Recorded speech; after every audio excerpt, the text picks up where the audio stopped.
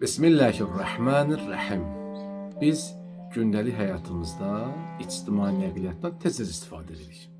Avtobusdan, qatardan, taksilərdən, metro və s.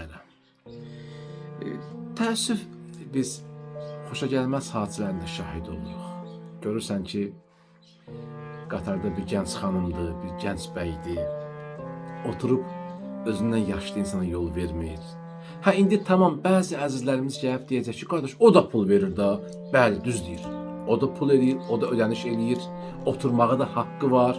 Buna heç kim etiraz eləyə bilməz. Amma biz belə məsələlərdə hüquqlarımızdan daha çox vəzifələrimizlə məşğul olsaq, daha çox mənəvi təsir qoyar. Yəni, ehtiram eləyək yaşlı insanlara, qocalara, ahıl adamlara, körpəlilərə, uşaqlara. Silsilə sənədlə Allah Rəsulü Salavatullah belə buyurur.